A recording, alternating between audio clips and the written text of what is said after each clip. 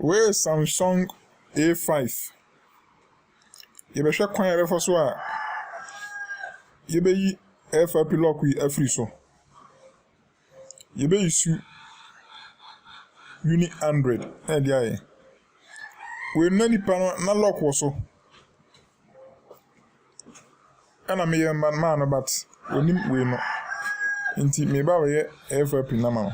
De hwe kwan ya be so a you be yi FRP na afri so. I be use Uni Android. Nti ya nche ho no. Ye be ko computer so. Na ya ko he. Do hwe we no se wa mo de say email hima. Oya enkoda. Nti before no, o the phone be ko download mode. Download mode no be kan do phone nani.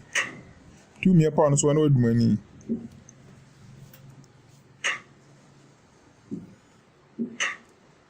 Se o dum ani wi a be su home key no. Volume down and a power. Now the phone ko download mode. The home volume down and a power. We mean a boom. The phone no. Now it's volume up no. It's a phone called download mode. Now free. Wa connect o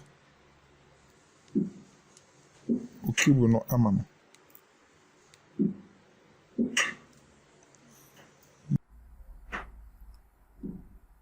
Enti ye be use Uni Android software ndi aye. Ubi a na yakọ Samsung.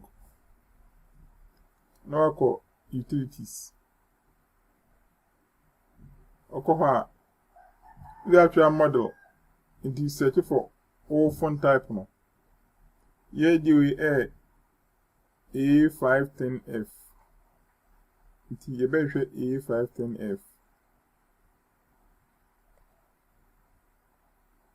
It is here the anyway. Now fair no. You fair no. Now free. High port.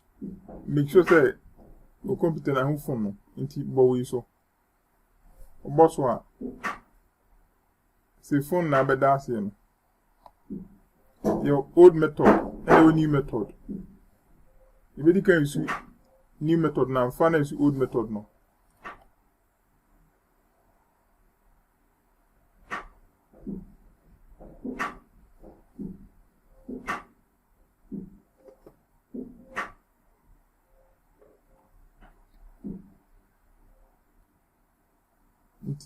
Or say